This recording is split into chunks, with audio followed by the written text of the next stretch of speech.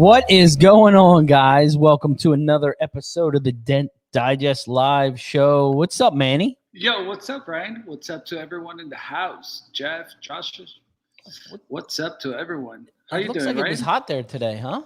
Oh, man, still hot. My Reese's chocolates are melted. They're melting as we talk. Yeah, it's been hot, especially inside here in the shop. Oh, man. It's like a sauna. And you don't have a whole lot of crosshair either, so. Yeah. Matter of fact, today my neighbor let me borrow the fan because I was Did it just help? like, somewhat, but it's just like it kind of helps, but then you get this noisy fan that it's running, and it's just like, Yeah. so Yeah. it's just like I don't know. I may just give it back to him tomorrow because it gets too loud, and it's just like then you have like that humming noise like All day. It's like a buffer the whole time. Yeah, it's just like, oh man. But yeah, other than that, I'm good, man. It actually, it's what's nice about when it's hot, just like it gets me to drink more and more water.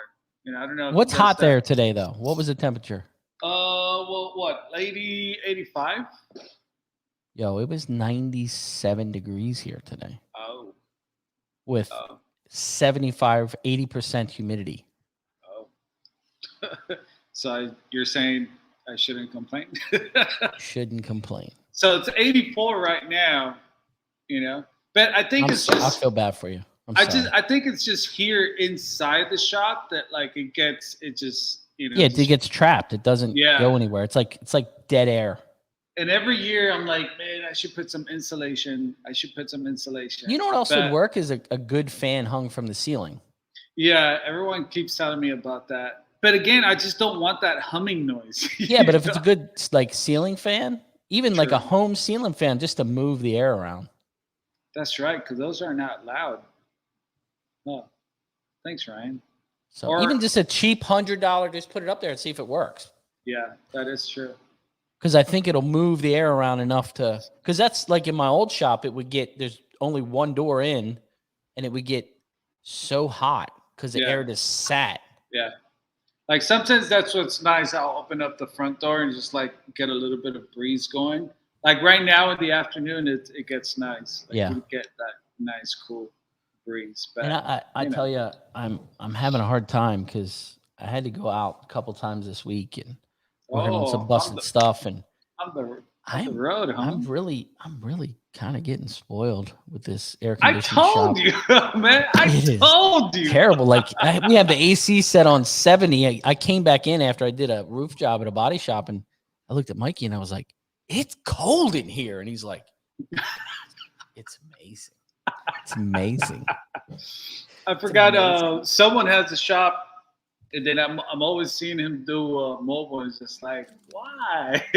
Why? It is. I'm getting spoiled. So I just get out there. I get all frustrated. And I'm sweating, and I'm like. Shout outs to everyone in the house. Austin, Q. So we got a good show coming on, and if you guys didn't see the thumbnail, we're talking about pretty much. Are you ready? Or are you not ready for the changes that are probably going to happen or already happened in the market? Yeah. So I was worried when you first sent me that thumbnail. I was just like, Manny says, you're usually ahead of the curve. It's like, I know there's stuff happening, but like, if you put it out there that we're having a show about this, I'm like, whoa. I sat here and I really thought, I'm like, this is going to be a really good topic because I got a little bit of everything. Me and you have shops. Bideen is still mobile for the most part. He's working at his shop too, but mostly of his stuff is mobile. A hail guy and a tool manufacturer. And want to kind of see how everybody's kind of getting ready for everybody talking on the news, recession and people, interest rates going up and people trying to take money back. And I want to see how everybody's preparing, or if they're not preparing, I want to let these guys know, hey, here's some ideas on diversifying your business. And that's what I was looking forward to, because you get to have these conversations with the clients, but it's mostly about the client's side of life of how it affects. I think this is going to be a great show because this is our community and we're talking about it. Yeah. Know? And we're And I going to think have so many different views. You may look at something and be like, oh, I'm going to try that. Or, hey, you know, that's a good idea. Or, hey, I understand manufacturing pricing are up. Material are up. Yeah. Are your prices going up now? You know what I mean? That's all the stuff I wanted to bring. Are you charging a mobile fee? You know, I mean, tomorrow they just on here locally, the gas is going up another 7 cents tomorrow. Yeah. So like all the gas stations are full of people getting gas today. And, you know, are you charging that fee? So this is the stuff I wanted to get out and get through the market, you know, kind of like when we were all going through COVID 2 years ago and we had a COVID check-in and how's everybody dealing. And I like to get a group of industry people and kind of see how they can handle it. Shout out to Matt and Danny in the house. And guys, everyone watching, if you guys have any questions, you know, any input or something's on your mind and you want to ask, please just don't hesitate. Just ask away. This is our community. This is where we get to interact aside from MTE once a year. You know? So I've got 2 tools I want to bring on that I've given a good run. Okay. And I told you guys I would check back in. One tool, I believe it is a Excalibur tool. But I believe it's a part of the AK family. I'm not sure. I should have did my homework, but I didn't do my homework. And it's this long, skinny Excalibur tool. This tool, and I love it. Goes in those little, when you pop the retainers out of the taillight hole, you got one down by the lip of the wheel lip. This thing has enough power to get down inside there and really crank, and you don't lose it in the shaft. You know what I mean? A lot of times like you're in there twisting and or it's bending. It's still got enough rigidity. So I need to figure out what the name of this tool is. I don't know. It's terrible of me, but it is a fantastic tool. It is fantastic. So that's great. Honestly, I don't even have that. So did you ever get yourself a hood and deck set? No, I did not. I was at MT last year and I was just like, yeah, I'm going to get it. Like, this is what I'm here for. And I did not end up getting it. They are amazing. And every time I have a hell, hood, it's just like, oh, I wish I had it. I use it even more on not even just hoods. You know what I mean? It just comes in handy a lot of times. Yeah. Yeah. I think it's because I have other similar style tools, but that I have to bend to get that shape. So that's why I haven't, one day though, one day. Oh, yeah. I've really enjoyed this. I mean, you can see, how it's weathered on that side for me beating the crap out of it, but I've really enjoyed this paddle, man. The weight's right. If I need even a harder push, I'll knock, I'll hit the wood side. Hasn't damaged the wood there.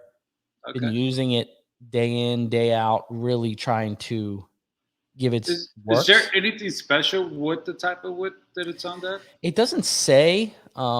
It's not soft. You know what I mean? It feels like an oak or a hard wood. But it's comfortable in the hand. I've been using it since I got it, and I wanted to let you guys know, hey. And I literally beat this thing as hard as I could, just really kind of put it through its paces. So Glexo's paddle, really, really good. Good weight, good balance, good feel. Nice. It's great.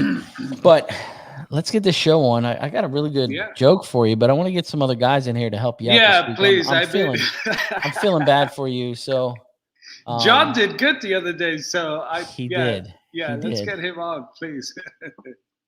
Let's get these guys on. Mr. Mark Blem, what's going on? What's going on, guys? Hey, Mark. How you been? What's up, Manny? Good, man. How are you, Brian? How's the family? Doing well. Busy. But they're all healthy and doing well. So that's good. Complain. That's good. Nice. Mr. Vidine. What up? What up? How's everybody doing? We got a little tech meet up over there in Minnesota back there, so we're doing good too. Yeah. Nice. They're not Yeah, watching. Going, John. Yeah, they're just chit chatting. Things are good over here, man. I mean, I had a gravy hail car today, and we blew through it fast. What kind of car? It was a Mazda 3. Mazda nice. 3. Yeah. Didn't pull the headliner, didn't take the hood off, none What? of it. And Shh. You're not supposed to talk about that. we're done by lunch. Wow. Insurance company's like, oh, really? We're coming over there. We're gonna deduct that off your estimate. I got a direction of pay and a authorization to repair, and I can repair this vehicle as I see fit. And it was the right way to do it. I mean, we didn't have to Less mar invasive. up. Less invasive, exactly. So we got our weekly joke, and I wanted to bring you guys in. John was on fire. Yeah, So he John. did really good. So Manny needs some help, Mark. So hopefully you got your brain together and you're ready to go today. All right. It's a really good one. She sat out here for like 20 minutes going through. I'm like, yeah, that's not gonna work. Yeah, that's too hard for Manny. Yeah. Dude, the one last week was bogus. The potato and the cat. I'm like, it didn't really Click. Yeah. That was too hard for anyone to crack. We got some pretty smart guys on here, so this is a good one. All You right. ready? Yep. Why do math books always look sad? Why do math books Dude, always they're- look sad? They're full of problems, man. I Look mean, at John. What is going on? Oh man. John is on fire this week. Jeez. Mark, was that what you were gonna say too? No. Can't even. Vidine's Yeah, not I mean- allowed. Vidine's not allowed. that reminds me of a girl I dated in high school. She had more issues than Time Life books. So while we have both of the tool guys here, Yeah. before we get into the topics, wanted to give you guys a little chance for some new stuff that you both have coming out. So let's start with Mark Blem. Break out what you got over there that's hidden, since we haven't heard much from you lately and you've been a little quiet. You broke out a little tool a couple months, like a month and a half ago. Yeah. So You've been on the road too, huh, Mark? Yeah, we've been on the road a little bit. how's the road just- been? That's been good, but we just stayed within, I don't know, 4 or 5 hours of home probably. So it went well, and we're busy now, so that's kind of got put on the back burner for a while. So Hey, it could be worse problems, right? You could have all the time in the world I'm just not driving gonna around. complain. But no, that was really good. I mean, it started off early this spring. We may have been the slowest we've ever been, probably. It got really dead. So we had time to make new tools, put a trailer together, and we had some local hail here in Bolivar. So we wanted to have something to go around and see if all those guys needed anything. So it was good. All in all, it was really good. Met a lot of people. It was good. So new tools are the crankshaft tools. We've got some like hood and deck tools here. And then we've got these are the crankshaft rods. Wow. So Okay, it's the sharp. idea on this rod, that's we just have 3 of these to start with. There's a sharp hook. This is the 3/8. This is the most popular version or popular tool. 3/8, about a 4-inch kick there or something. 20, I don't know exactly how long this thing is. 24, 26, pretty good length for doors. So the idea is with the handle like this, right? You can use it, like in your whatever leverage device you use, S-hook, an edgy hanger or whatever, for a regular rod handle, right? So then it's got a ratcheting handle on it, so it can be, try to get this where you can see, this is tough. So it can be, you have more leverage from the shaft for a door tool, right? So it's just just something a little bit more versatile than, your standard rod handles that we have, standard fixed rod handle. So we have a 7/16, like, geez, I'm terrible about remembering this. 40, close to it. It's in the part numbers on our site. Okay. And then we have a 5/16, a little shorty that's, I don't know, somewhere in here. It's like a 16. So that is the crankshaft rods. So on these hand tools, I'll show you this little one so you can kind of see it better. Okay. So the shafts are curved, arched, whatever, for, open cavity aluminum, getting over braces. So what we did, we had some time. So we got some hoods, aluminum hoods, and started messing with what, we started curving some stuff, seeing what the benefits were, what was better, what wasn't. So any of these, and your tequila tools, Excaliburs, whatever, the curve, it does allow, in my opinion, it does allow you. I feel like you can knock out a hood with less tools than the straight ones. Yeah. It definitely does get you to places where straight tools won't. So like your thinner wires, though, you can bend them or whatever and put your own curve in. But with like 1/4 and 5/16 especially, they're not probably going to bend as much. So these are sharp tip, right, for aluminum. It's got a little hook. We put kind of a hook on there, just goes in holes a little bit easier. So this S bend, if it works better, you get better leverage off of it if you're in a brace, in between the brace and the skin. So if you're in between the brace and the skin, right, when the handles are in line, when you leverage down, that S bend gets you, it just basically extends the handle a little bit. Okay. It extends the handle, and also, since the handle's in line, it kind of gets your knuckles a little farther away down from the bracing and everything. Yep. So we made it with and without this, and I think it's better with it, so we went with that. That makes sense. You get more power and it feels better. Also, some of the angle on the handle, the angle on our handle being not 90 with the shaft, also, in my opinion, is more comfortable than having a 90-degree handle on there. So that's the deal there. I don't know if I can show these very well or not on here. No, it looks. They're thick. They're not shaved. We left them thicker, so for more power, so they don't flex, because you really don't need shave tools in a lot of that aluminum where it's open anyway, right? Yeah. So that's the deal. The 1/4 inchers are sold out. We sold a lot of those, and honestly, we sold these way better on the road when people could pick them up, and use them and try them out. So we had a lot of good feedback. Everybody really likes them. They're a little spendy. There's a lot more work in these, but it is what it is. So now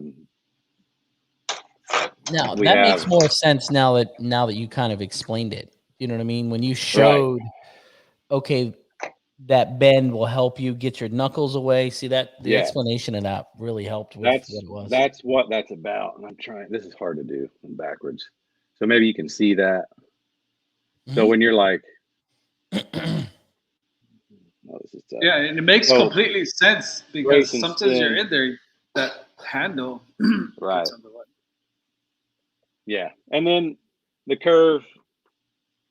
If you're in a hole and you don't have a brace to leverage off of, if you kind of just really get out on the end of the handle, push down and twist, at the same motion, they really bite in and they really do push hard. That you get a lot of power with them. What are they made out of? What kind of steel? These are carbon steel. It's the Okay. same thing as like all of our other hand tools, stuff like that. But these are black oxide coated and sharp tip for aluminum. Okay. So It's nice. Quarters are there's a 6-piece 1/4-inch set. You have the longer one. This is 13, 10, and then 7 1/4 inchers.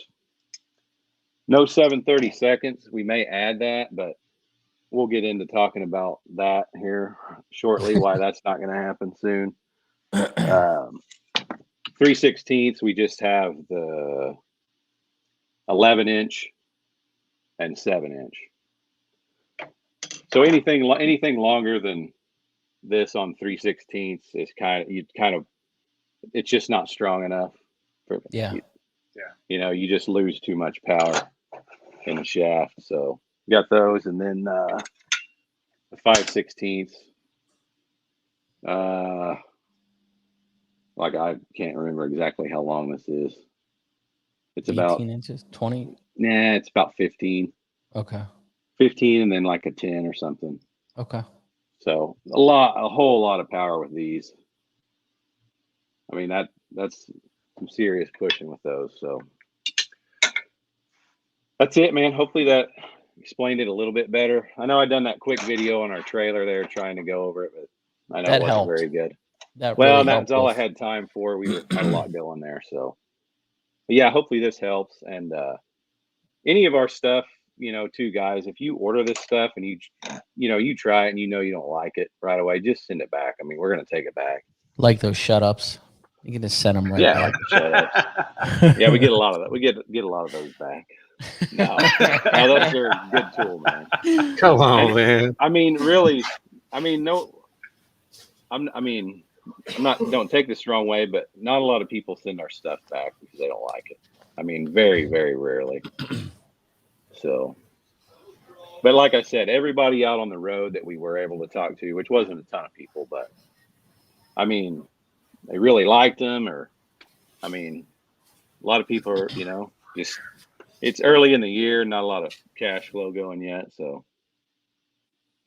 Cliff, Are you looking at doing more on the road stuff, Mark, or was that it just depends. It depends. I mean, we got hit all at once with orders from distributors, and there's a lot of hail this year.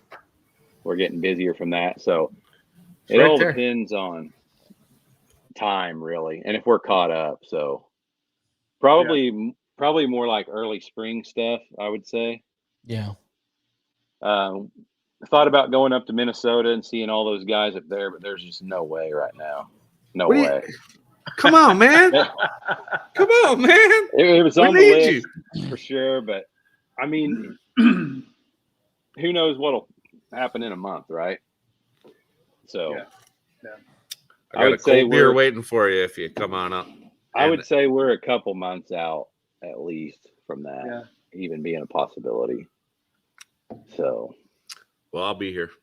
Well, at least you're ready to go if you need to, Mark. So yeah, for sure. It was a good thing to do.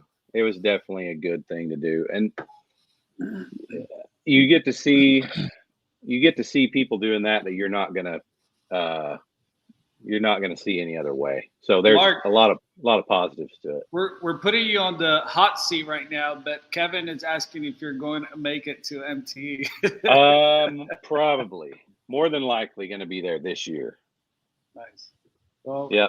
So Kevin, we'll probably see you down there, man. But yeah, and I had stuff going last year that wouldn't allow me to go, so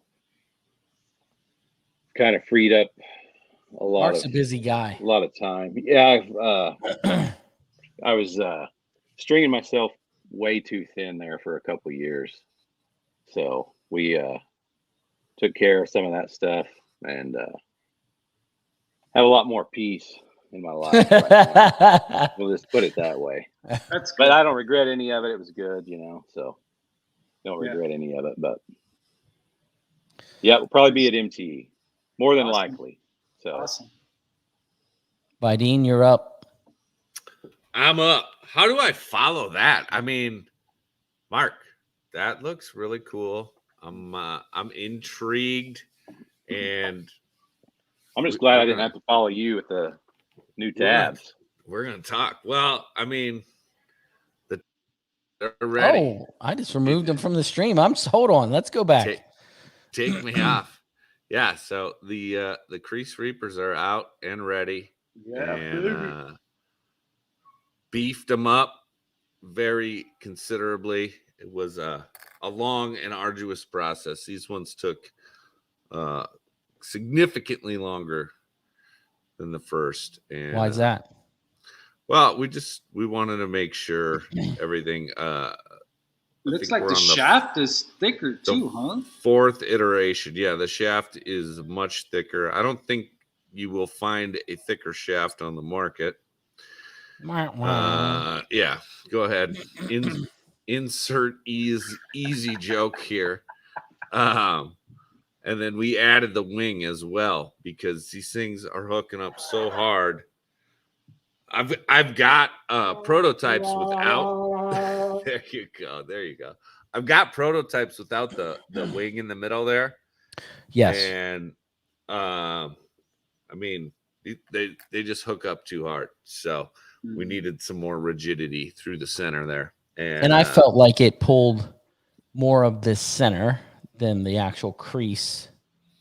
And I think the wing. Yeah, and I mean, it's not gonna be like this is just for your oblong weird dents. I mean, when you're talking about a straight flat crease, this will get the job done, but it's more designed for your oddly shaped dents that aren't, perfect circles. Now, would you say that's it's close to like the gangrene crease tab? Yeah.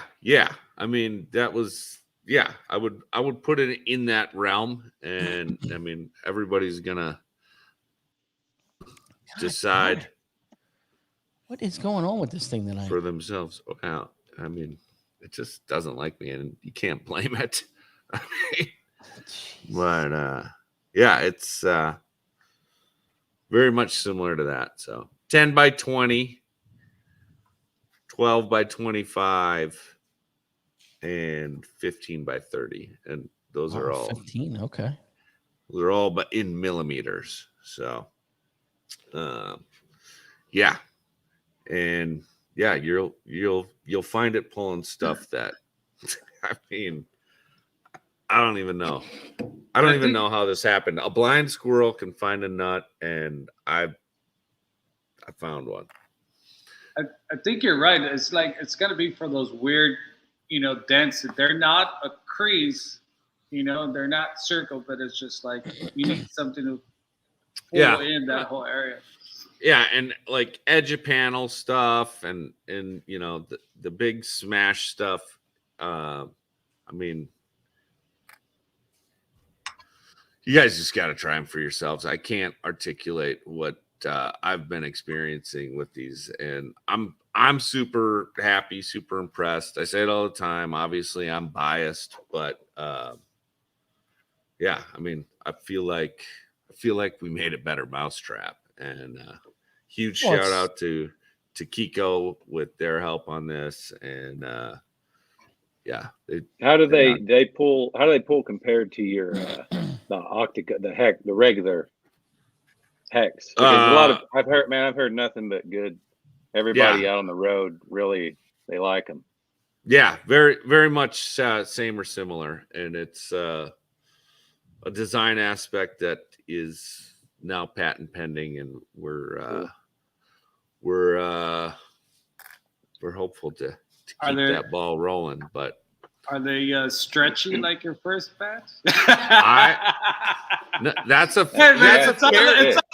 it's all love. And that's a fair question. And honestly, I mean, that's part of why this. I mean, the development on this started almost immediately after the original ones came out, and I did not have. I had very few problems with the prototypes of the original stretching or breaking or anything like that. And when they came out and that became an issue, it gave me pause, and we took steps to make sure that wouldn't be an issue. So Is that why that shaft that's is why thicker? yeah, that's why you're not gonna find a thicker shaft. I mean, I've literally measured every shaft of every glue tab. Listen, I'm telling you. I mean, the old Reaper shaft thin, but for a reason. And we beefed it up. Everybody wants a thicker shaft. So, but yeah, no, the thin shaft. All right, with the trumpet already. The dead center design is based on that thinner shaft to face ratio, and that is why some of that magic is there. But yeah, I have found that these are pulling just as good, and the thicker shaft. I have yet to break one. I have yet to have any one of my testers break one. So I'm pretty confident moving forward that these are going to be considerably more durable. And that being said, they're still plastic. They come in multi packs for a reason, and the ROI on them is ridiculous, regardless. So yeah, you're going to get your money's worth for dang sure. And that's what I was going to say about your other tabs. Even though the necks were stretching, you were getting hell of a pull. You know what I mean? Every time I use them all the time, and it would just, even though some of the necks would stretch, but I was still fixing dents with them. Yeah, absolutely. And hey, I have found that anytime I can buy time, it's always worth it. Like, I pay somebody to mow my lawn now, and it frees up my entire weekend. Look at that. We had this conversation about a year ago. Yeah. And if you can pay for time, it's always worth it. And if a tab is going to save you from pulling, 3-4 times instead of, you'd pull once instead of 3, 4, 5 times on a dent, you're saving time, and it's going to add up. So give it a shot. Yep. What is the price for the bag that has the variety pack will have 3 of each size for $36, and the single sizes, I think the baby, the 10x20 is going to probably be the most popular. Like, I use this in hail. I use this thing everywhere. And 5 pack, 20 bucks. That's good. So, yeah, and they'll last. So I'm confident in that. So I'm just gonna say it right now. They're gonna last. That's awesome, man. So let's get on this topic. I'm glad you guys could bring some new stuff on, some explanations of some stuff. That was exciting. Let's get into this thing while I've got all of us together. How to prepare for the adjusting markets. And what we mean by that is, you hear on the news, recession, interest rates, car market, everybody's waiting, the chip shortage, everything. You know what I mean?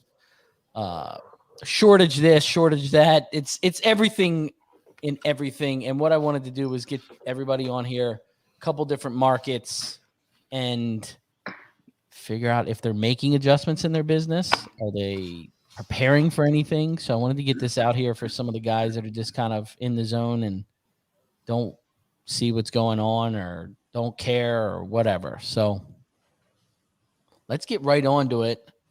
And Vidine, Manny and I are I'm kind of both, but mostly shop locations. And the only thing that I really see different is I do feel like in the last 4 weeks, I feel like the retail customer is starting to pull back a little bit, not spend, the dent's $350. So I am starting to see that a little bit. Some of the higher price items on some of the higher end cars, I don't see as much, but on the average day person, I do feel like they're starting to pull back. The only thing that's helped me personally is because I'm transitioning from being mobile to into the shop almost full time is, hey, we paused mobile repairs. Gas is $5 a gallon or, whatever it is. And most people are like, okay, I understand that. And my question to a lot of you guys are you charging a serve fee, a gas fee when you go to a mobile dent repair? I mean, what are you feeling, Manny? How are you feeling in your shop location? As for me, it's kind of what you were saying is just like, I feel like a year back, clients were walking in, it's just like, oh yeah, you see any other dents? It's just like, yeah, I want to take care of them. It's just like they had that extra money to spend, Now it's kind of like, well, I'm going to hold back on doing all these other panels. Let's just do this one. I'm kind of getting that feel.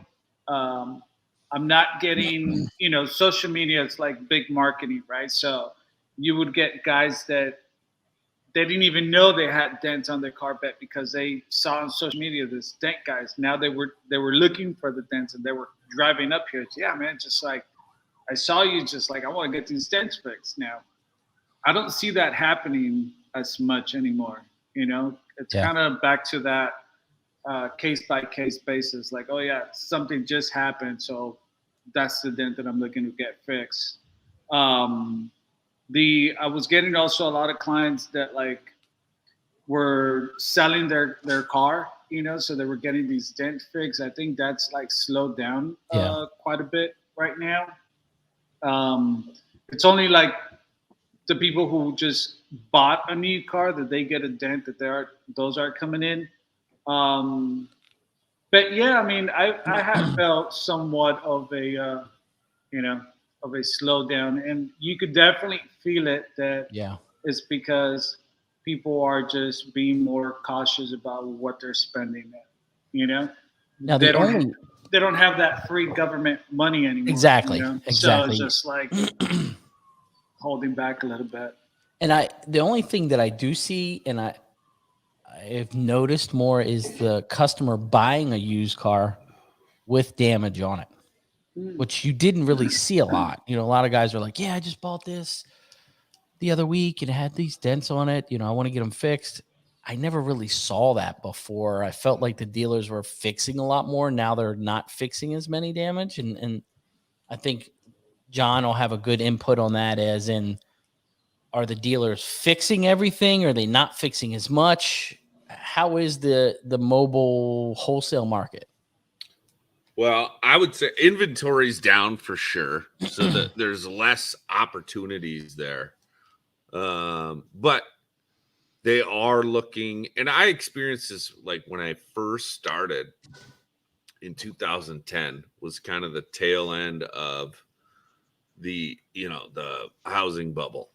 And the big smash stuff is where, in my mind, there's a ton of opportunity.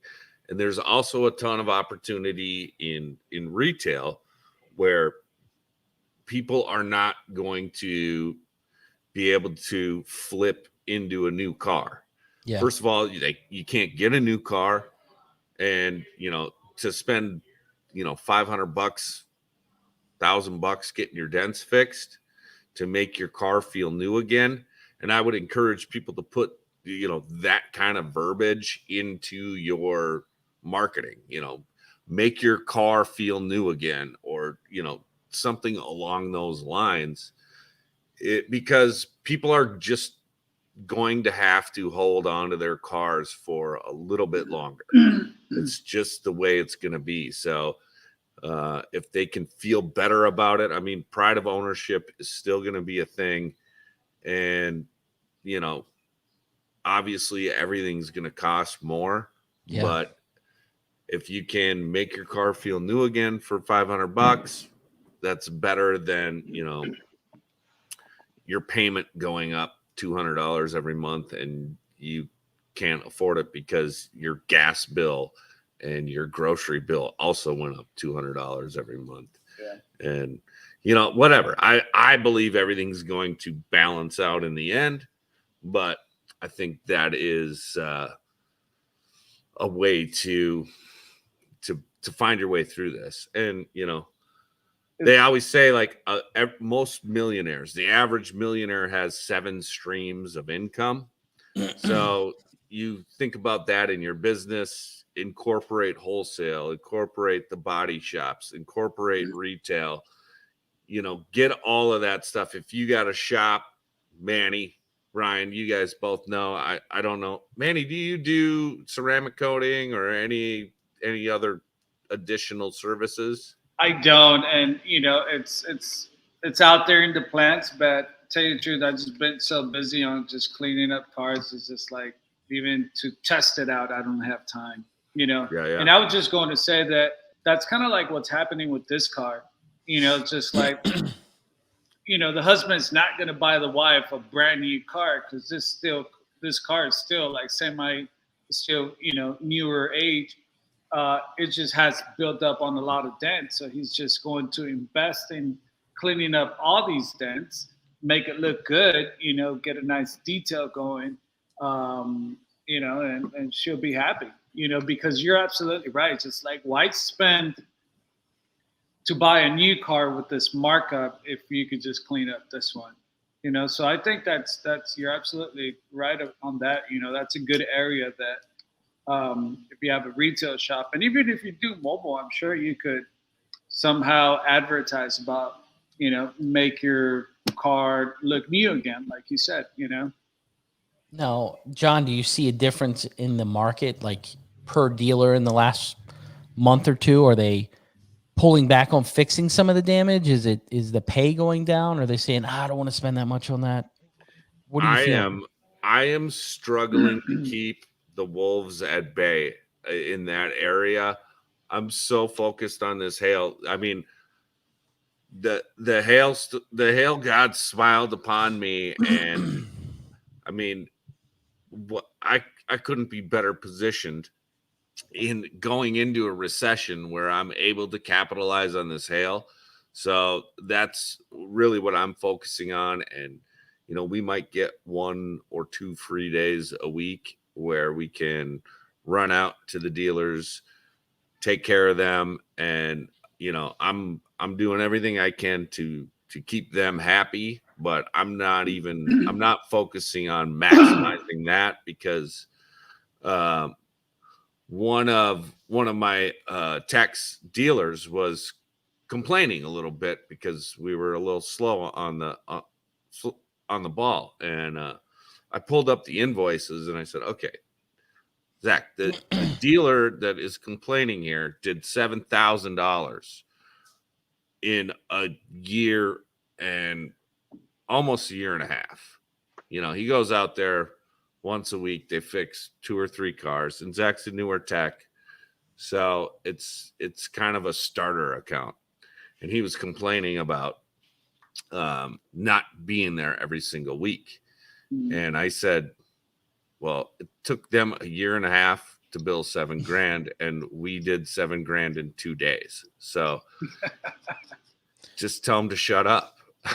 Like, so if we lose them, there'll be another dealer just like them at the end of this hailstorm. Shout out even to before Danny, your hail, by the way. Oh, even man, before your hail, did you see a difference in the market? Oh yeah, absolutely. I mean, this spring was definitely slower, you know, and it's hard to gauge because, you know, we're going from COVID to COVID 2, you know,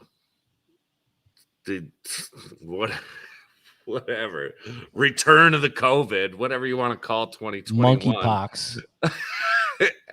To finally we're getting out of COVID, and now the bottom is falling out of the market because apparently printing money and just giving people free money is not a good economic decision. I mean, I'm not going to pretend to be an econ professor, but when you give people stuff for free, it historically speaking doesn't tend to work out. So I have a question on the wholesale. So, but do you think that we're at a time where, like, if you don't have wholesale accounts, you should look into wholesale accounts because you'll have work there, and if you get a hailstorm, like, you'll get it.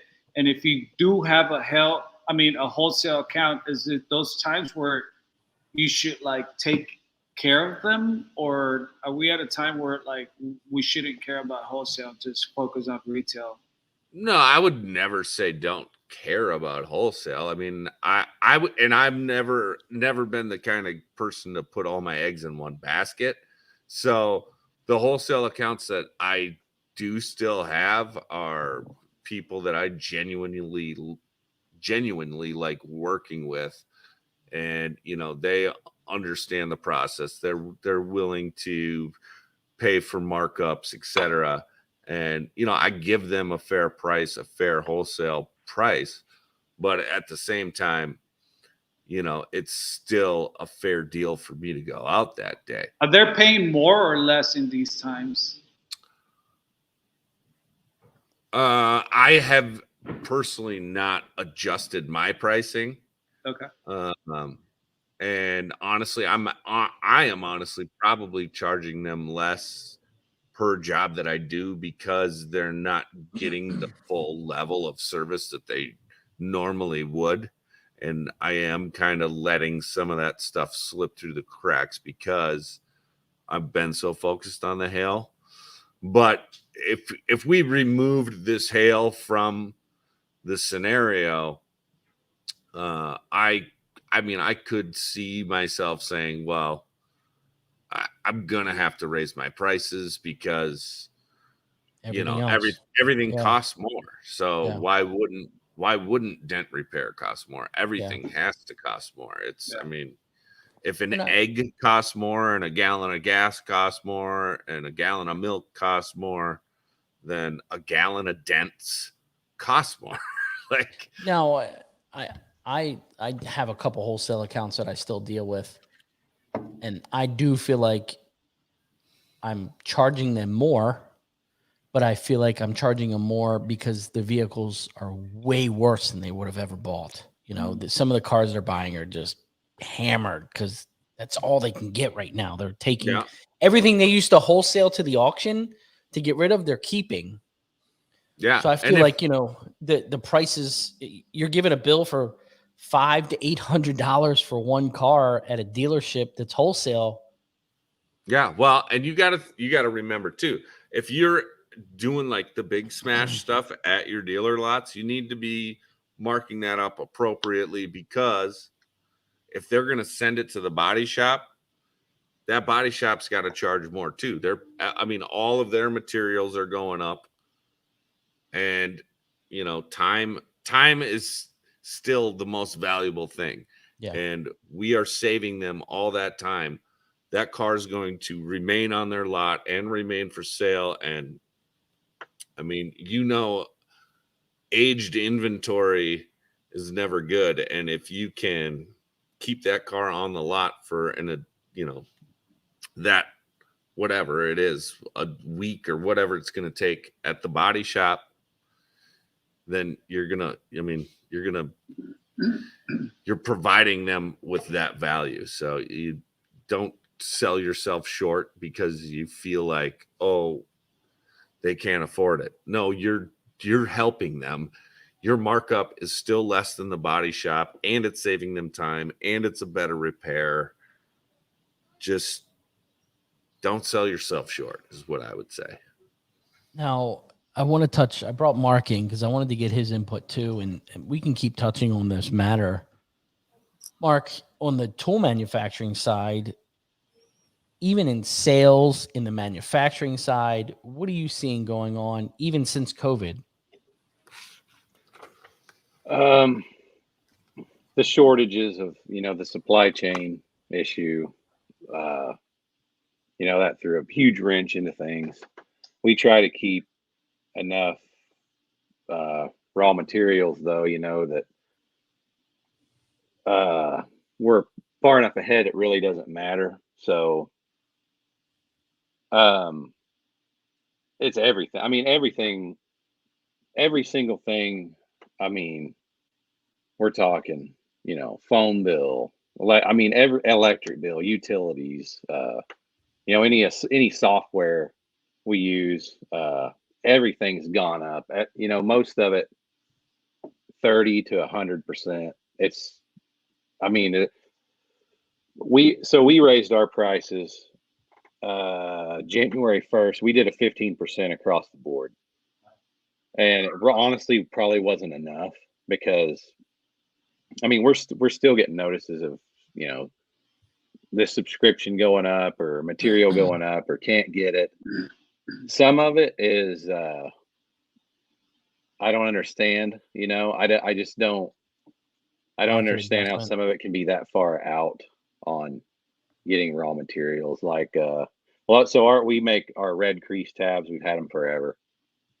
I've been trying to get that material for, I don't even know how long. I finally got it in, and we're finally going to make some more, but it's went up. Steel has gone up significantly, and it's a year to get it, or something crazy like that.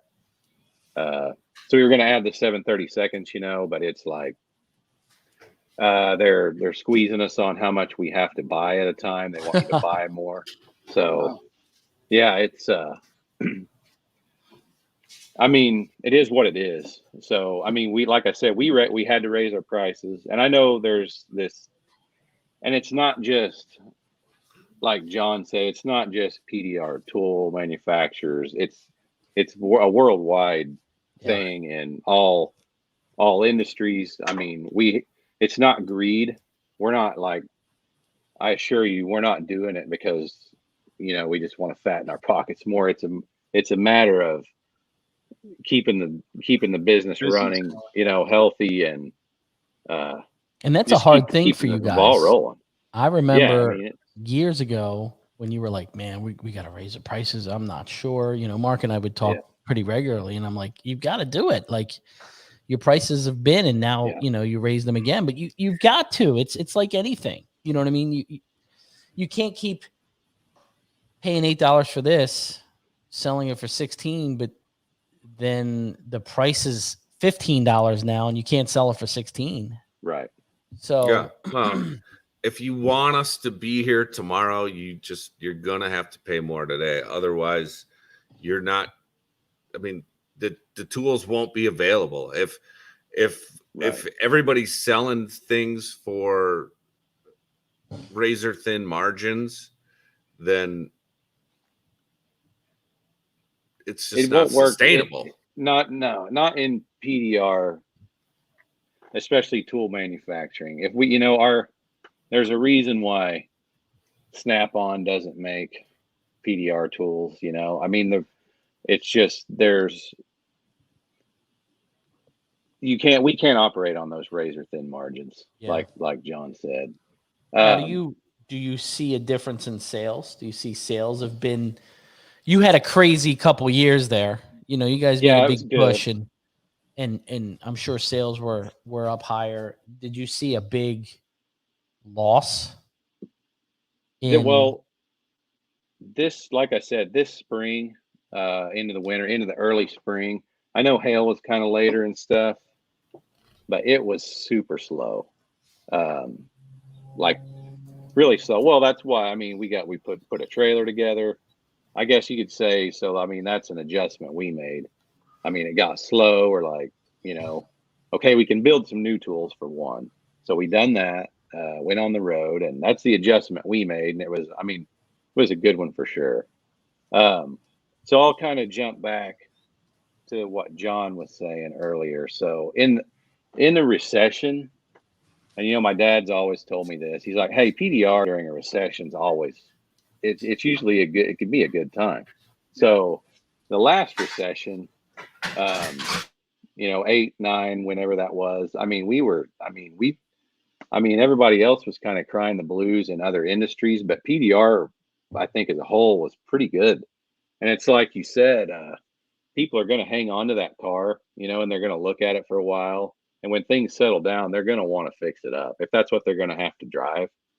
So, that $350 dent, the way, as much as everything else is, really doesn't seem like that much, if they decide they're going to keep that car, and going to drive it for another, year or two.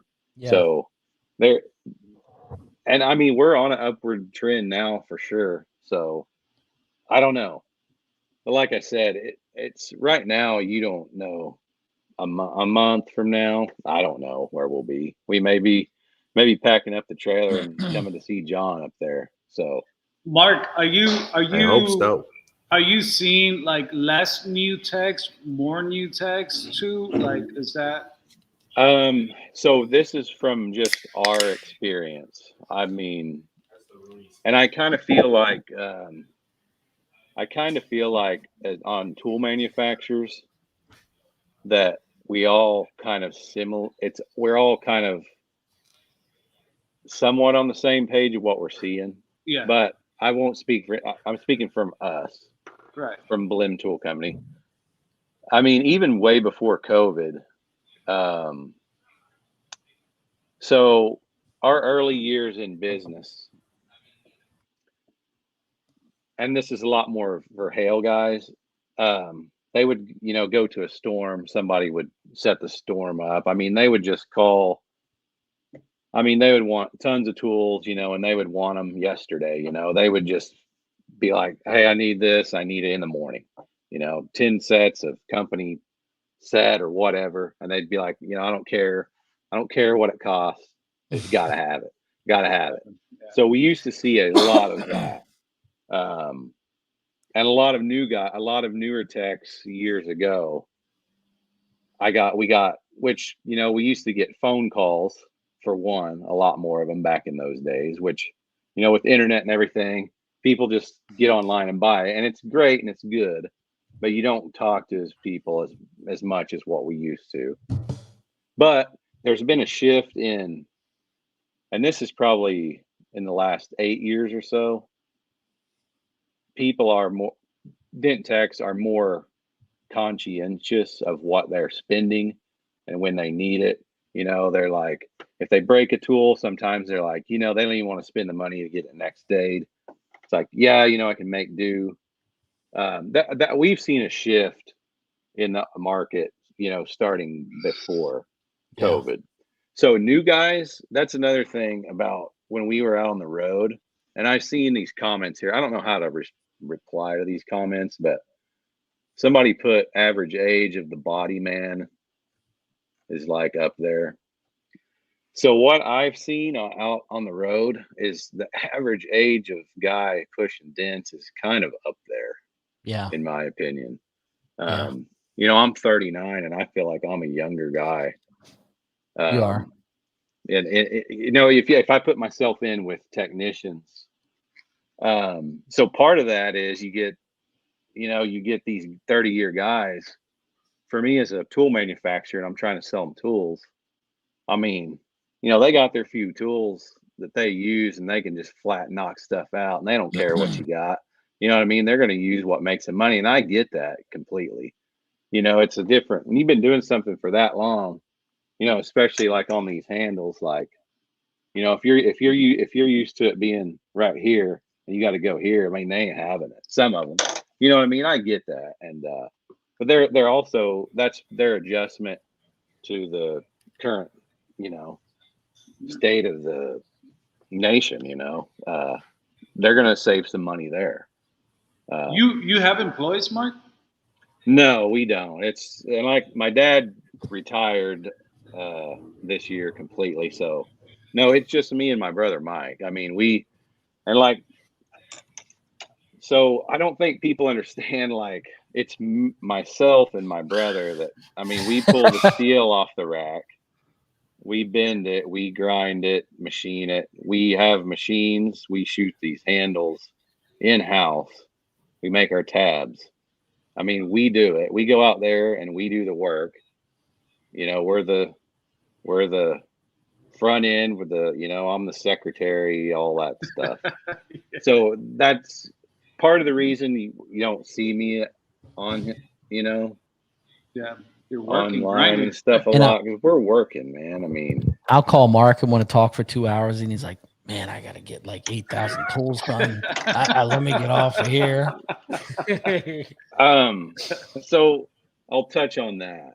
So, but for us, I mean, we can keep our overhead pretty low. I mean, you know, we don't have to worry about keeping employees going and all that. Yeah. I mean, what That it was, is I mean, that was the reason why I asked, because I was like, oh, I wonder. we do if you not had- have employees. If you had let someone go or anything. We have, I mean, we have some machine work that we outsource. We buy and sell a few accessories, which are pretty dated, but I mean, our focus is on leverage toolbars, you know. But yeah, like I guess whenever we're very efficient. We know we don't mess things up. We've been doing this a long time. We both go in, we just know what to do. There's nothing we don't know how to just go in and knock out. So it works for us. We're kind of always behind. We're kind of always out of stock of one thing, because we try to do, you know, batches of this tool to last us till we come back around.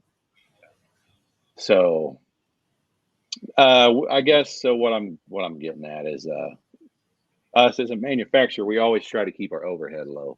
Yeah. If there's, you can look into, credit card processors, the percentage they're taking, all these bills, you just got to look for a place where you can save some money.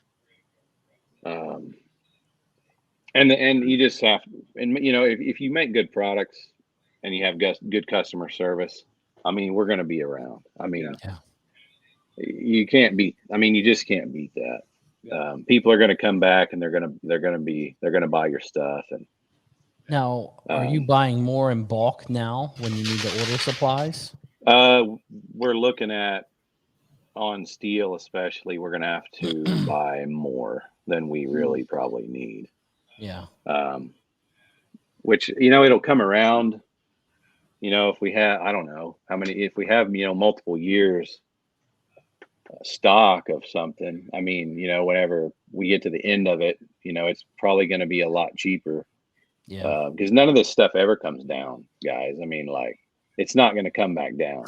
Yeah. Yeah. I know lumber prices fluctuate quite a bit, but the steel does not. It might drop a little bit, but I mean, I don't know. It is what it is. I mean, and honestly, I mean, you guys are PDR technicians. I mean, everybody's kind of a problem solver, right? I mean, all those dents are different. I mean, we're kind of the same way. So I think things will stabilize, and I think it's going to be okay. I mean, I think we're going to be fine. Really How can we, us as PDR technicians, help tool manufacturers like you? How can we help you guys? I mean, aside from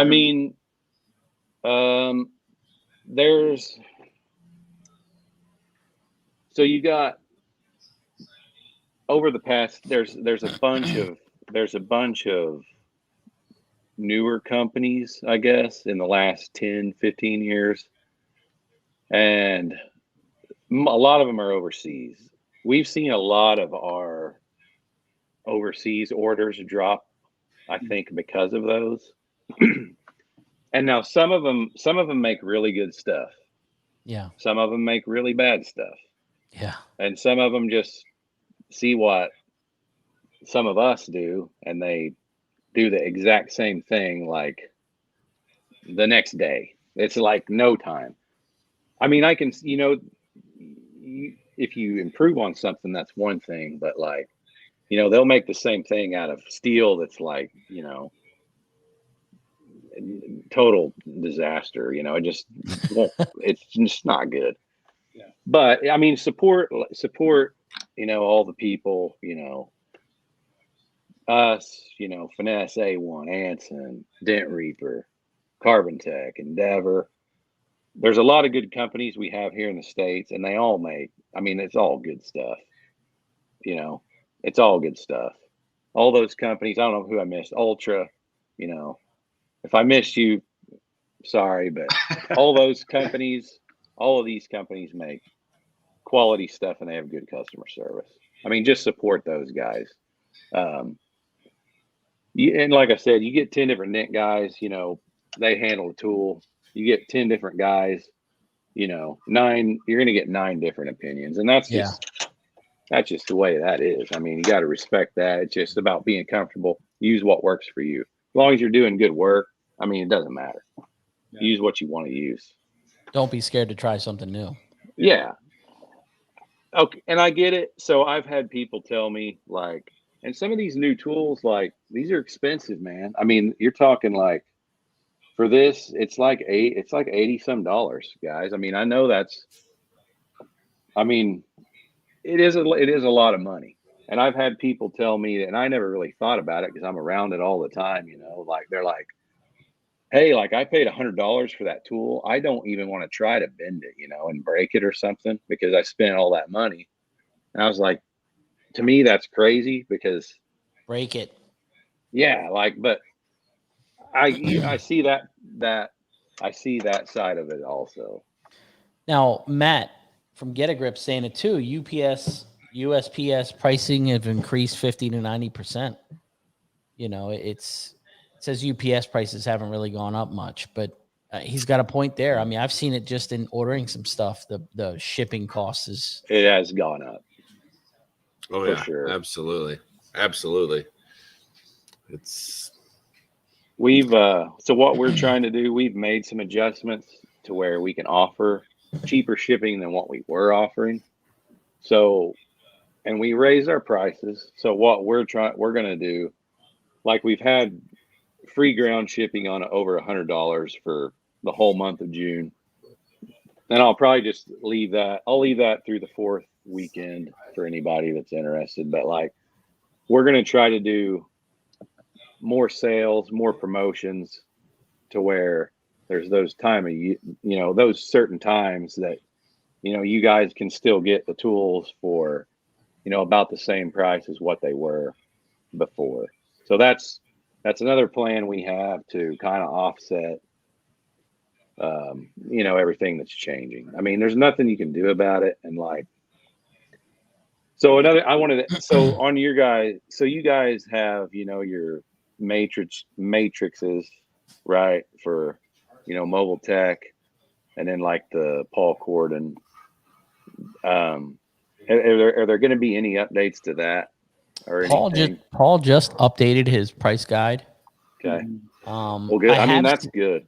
I have seen, like, even with the insurance companies this year for the body shops have raised their labor rates. Yeah. So that's helped, which is crazy because it hasn't been. It's been $42 an hour forever. But I do see, like, I've been writing more standard matrix hail estimates and not getting any pushback. Yeah. So I kind of, you know, instead of writing them under State Farm or what Geico or whatever, I'm writing them straight standard, and they're not even flinching. Yeah. And I've got a price calculator on my Grey Duck Dent website that the minimum, you can't get it lower than $199. Yeah. And you can find that on dentreaper.com too. If you just search for price calculator, it's in the blog. So, I mean, if you ever need a basis for comparison or whatever, and yeah, if anybody wants that code to put on their website, I was tired of looky-loos, and, you know, if you're not willing to spend $200 just on a dent repair, just don't call me. Yeah. And I mean, I used to start a lot of this stuff at $150. Hey, our starting price at $150. You know, now it's $185. So, I mean, you can I mean, if you go out to a restaurant and eat with your, you know, 2 or 3 people, you can't even hardly do that now. No, I two mean, people 100 is over $100. $100 yeah. bucks is just not, it doesn't get you very far right It's now. the old $40. Exactly. Oh yeah. So Yeah, the inflation is crazy. And one thing I do want to say, if you do find yourself, and a lot of dent guys are going to in this economic climate, if you're running your business right, if you got yourself on a good hailstorm, whatever, now's the time to invest, whatever it may be, stock market, crypto, whatever you think is the next thing. All those things are on a discount. So don't live high on the hog, because you can pretend you're in a recession with everybody else and invest that money, because when everything does come back, it's going to pay off. So This is when the rich get richer. They buy cheap. Or you could just buy more Glen tools, right? Yeah. Put it in. Well, I mean, I would probably say something else, Manny, but everybody's going to make their own decisions. So, as all of us as business owners, are you thinking of other avenues? Are you thinking of ways to diversify your business to try to get, if the wholesale market's slowing down, are you trying to pick up more retail? If the retail's slowing down, are you trying to figure out, okay, let me get some more of this body shop work? Or what is your thoughts? That's the way I look at it. I try to look at, okay, I want to keep the couple wholesale accounts I have. I want to keep the body shops that I service, and I want to keep the retail, because it's all those different avenues. If you get pigeonholed, it's tough. Yeah. You don't know what's going to happen. I've always been of that mindset. Like, you have to have a wide array, and it's funny how it works. But I mean, if you have wholesale, if you have retail, if you have the body shop, if you have all of that under one umbrella, it's never all going to be amazing, and it's never all going to be terrible. And it's just, the saying is as old as time. Just don't put all your eggs in one basket. And I think that's, I don't know, that saying has endured for a reason. So if you can diversify, you should. So I mean, I'm going to let you speak about the hail end, since Joey couldn't make it. What are you seeing? Is there a difference with the insurance companies? Definitely. I mean, the pricing has gone up. There has been a little bit less pushback. And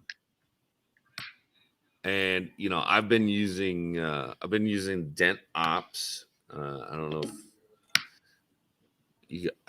and I shouldn't even talk about it, because I don't think they're taking new clients right now because they're overloaded. But I don't know. Check them out. But I mean, just properly writing an estimate, and you got to take the time to do everything right, so that you're getting what you deserve. I mean, when you're fixing a hail car, it takes significant time and energy. And, if you're going to jump through all those hoops for the insurance company, just, make sure you're jumping through them properly, so that you're getting what you should for the repair. Now, what tips do each one of us have if it does go either way, for some of these younger guys when they're starting to watch the news and they're like, what are we, I'm worried. I'm new, Josh Drago's newer tech starting out. What's a good tip for these guys to ease them? You know what I mean? Yeah. I mean, I think back to when I first started and went on my own in 2017, and, I just had a rule for myself that if I wasn't physically fixing a dent or on my way to and from for doing that, I was learning. I was working on my SEO. I was working on my social media. I was working on all that stuff. If my phone wasn't ringing, my job was to make my phone ring. And, in times of recession, it does breed innovation. And, we're going to come out of this and there's going to be amazing new tech in every facet of life. And it should be the same way for your business as well. So use if you have time, use that time to propel yourself forward, educate yourself, figure out something new, do something to, gain that extra income stream, or, more retail clients, or more, go knock body shop doors until your knuckles bleed. If you got time, you just use it wisely. I think that John hit on a lot of good things. It's just like you gotta invest. Invest in, just don't keep all your eggs in one basket. And someone on here, I think it was Christopher, was saying, it's just like no matter what, it's just like we're in the best times.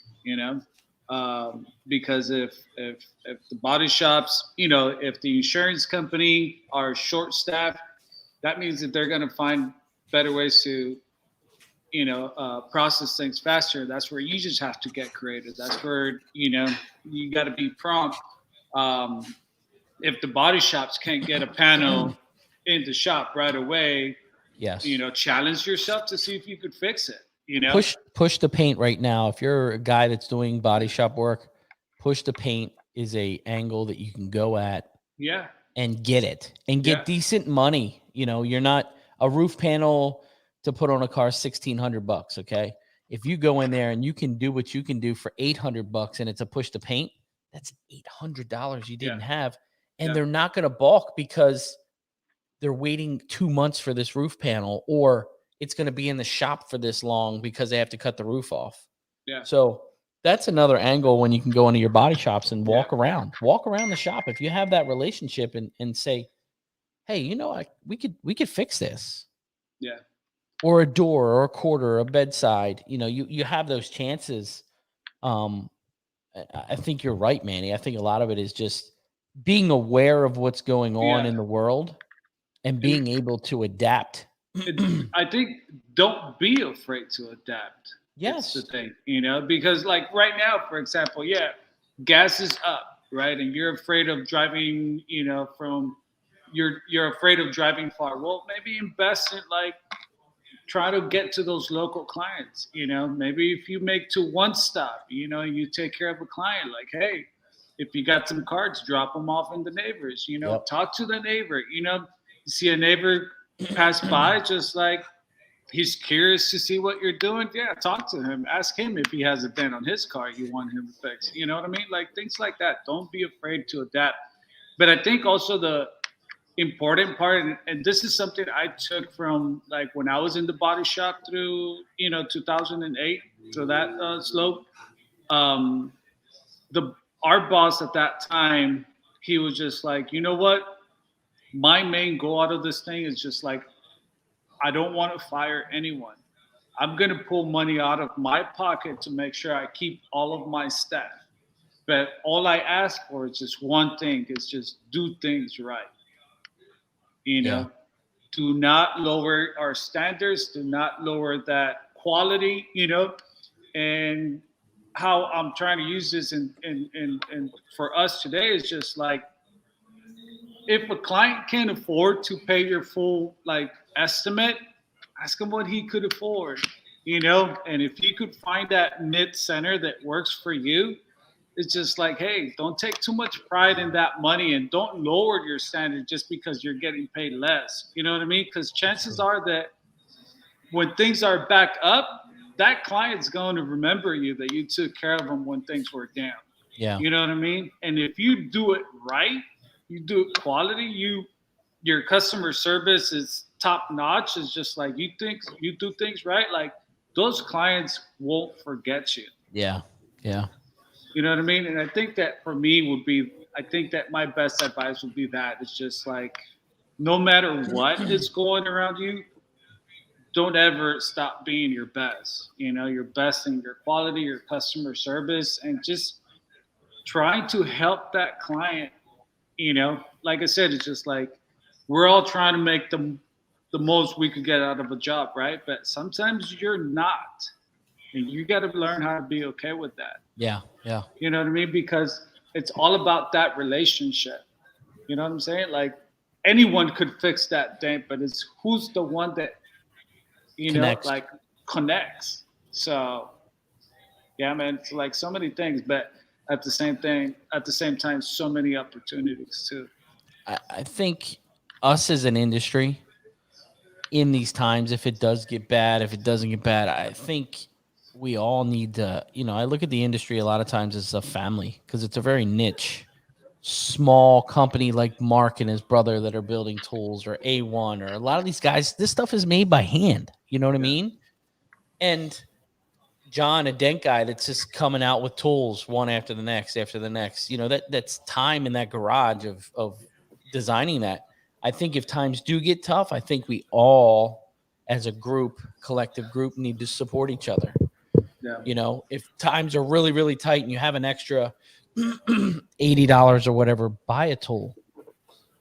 Do what you can to try to support some of these smaller guys that if it gets really bad, the cost of materials high, guys aren't buying tools, what's going to happen? Okay. Blem Tool goes out of business, right? When the business comes back around, they may not be there. So I think as an industry, we all need to support each other. Yeah.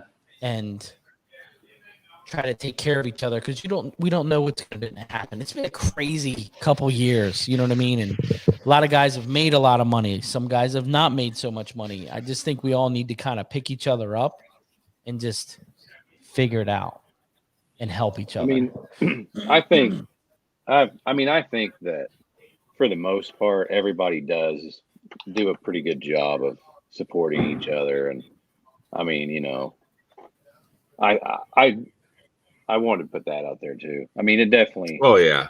There's a lot of good people, and we support each other. I mean, yeah. I direct if people, people will call when they do, and if there's something we don't have, if I know one of these other guys that have it that's better suited for them, like, go over there and buy it. That's good stuff too. So, absolutely, I would say the same thing. We're super lucky with everybody in our industry, and I mean, there may be a bad apple here or there, but it's not spoiling the bunch. We're very lucky. I mean, a lot more good ones than bad ones for sure, by far.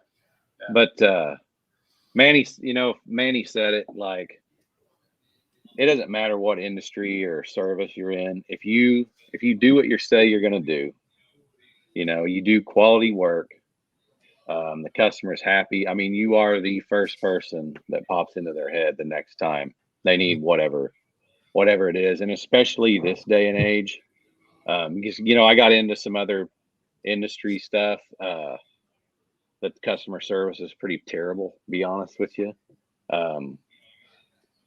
We as a whole in PDR, whether it's tools or, performing PDR, customer service has to be good, or you're not going to make it.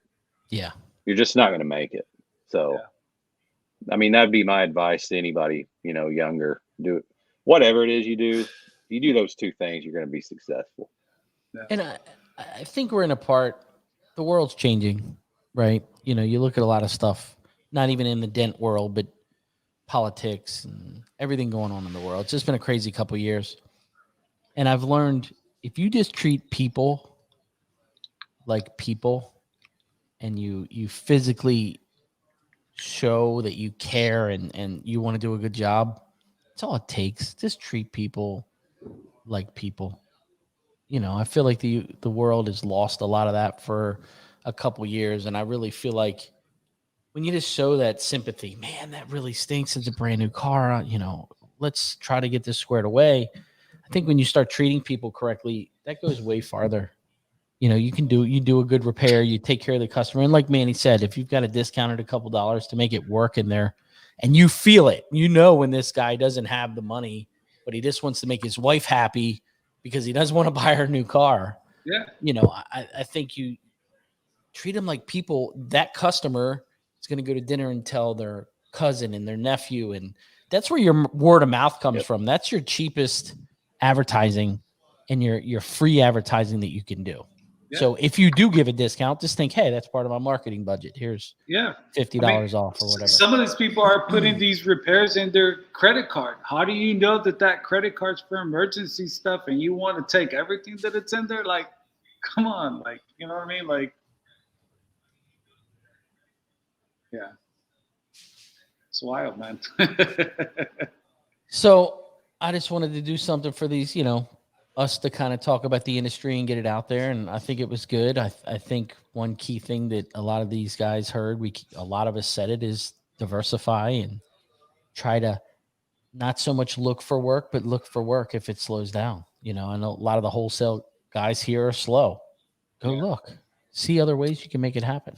Yeah. And don't be afraid to revisit some of those shops and dealers that are closer to you, because they might have been getting serviced by a guy that's, 50 miles away, and now he doesn't want to make that trek every week. So, I mean, one door closes, another one opens. I think we're all going to be A-okay. Yeah. And just use your noggins. Guys, if you can figure out how to get the dent out of a bottom body line on a Ford Escape, you can figure out how to make it through this. We don't talk that language. Well, I appreciate all you guys coming on. I know it's late for you guys. Mark will be in bed right now. Oh yeah. But I appreciate it. I wanted to kind of get a ream of all the different avenues, and you guys have a fan. How can people find you? John Vidine, I know everybody knows. Dent Reaper across social media. Join me on TikTok. Join me on TikTok or Instagram or Dents and Dreams or wherever you feel. And we've got a sale on dentreaper.com. Buy 2 bags of crease tabs, you get a free Unibit. It's not. Nope. That's you must have misread. You've been misinformed.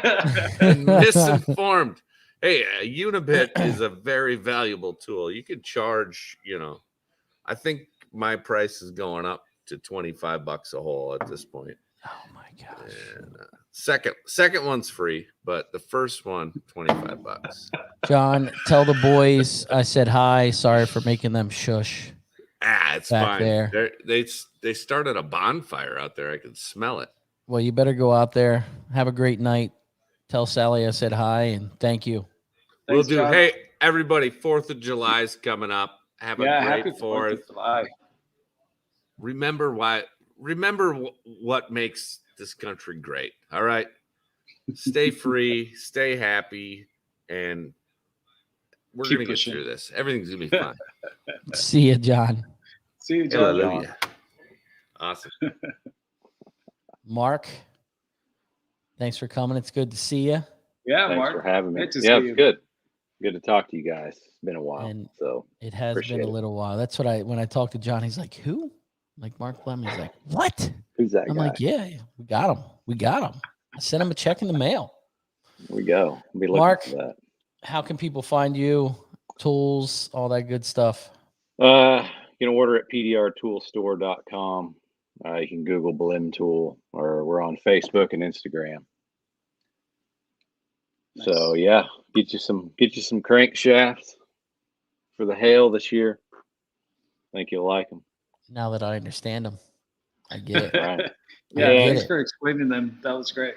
It's hard to, I don't know, sometimes videos and pictures don't always do a very good job. So I looked at it. I was like, what in the hell is that? yeah, well, I got a lot of that. So, But I think it'll, people are going to have to see them and use them. And yeah. like we were talking about, word of mouth, and Hale guys are going to use them. And then that's the best advertisement there is still to this day. Of course. So, well, Mark, tell the family good. I said hi and thanks Will for do. coming on. You as well. Manny, Ryan, we'll Thanks, see you Mark. guys. Yeah, take care. You too. See you, sir. Good show, Manny. Yeah, Good show. yeah, it was great. I Some think good info. we talked a lot, and I still feel that there's a lot that we also There didn't is. touch on. There But is. I think that if there's anything that guys should take out of this, is just that just adapt. Don't be afraid. Yeah. Things are going to change. Things aren't meant to change in this world. Nothing's going to last forever. And don't be scared to reach out. Be scared to reach out. Yeah. Join the community groups, join the show. Thanks for being here on this show too, Yeah. by the way. And I think there's a lot of support in the industry. Yeah. A lot of guys that, hold guys accountable, and a lot of guys that kind of help through processes of their own experiences. Do you know what I mean? Like, so if you're going through something and you're like, something's changing or something's not right, just call somebody, have a conversation. There's plenty of guys in here Yep. that, you can just reach out to and have that conversation. Right. Yeah. Yeah. That's what we're here for, for one another. And I mean, that's the only way that you're going to know, better about what you're trying to do. If you communicate with someone else that maybe has done it already, or, Yeah. And I mean, when you watch the news, you get scared. You're like, what is going on? The housing market's going to crash. You just got to, don't stress. Yeah. You got to look at the other side. You know what Yeah. I mean? The other side is people are going to keep their cars. Yeah. Like John said, they're going to keep them. They're going to fix them. Yeah. So I think mechanical, our industry, I think we're going to be fine. Yeah. So Absolutely. And then, don't stress out. Just have a recess. By the way, it's been so hot here. I've been watching my Reese's just melt away this whole time. So what you do with that is you stick it in the freezer, and then it'll be like brand new. So that's how hot it is. It's, been watching my Reese's melt. Don't throw it but away. If you're stressing, just have a Reese's, man. Anyways, best wishes to everyone. Thanks for joining the show. Join us next week, Thursday, and keep pushing. Ryan, you tell it better. You guys have a fantastic evening. Manny, thank you for joining. Thank you, Ryan. Thanks everyone for joining. Hope you enjoy that Reese's. Yeah, I got to figure out what I'm gonna do. But You're gonna stick it in the fridge and let it get hard. Yep. It'll be fine tomorrow. Yep. So, thanks, Ryan. Thanks everyone. you guys, fantastic evening. Keep it real. We will see you next week. Have a great 4th of July. Yeah. Be safe. And we will see you next week. Keep it real. Wash your damn hands. See ya. See you guys. Take care.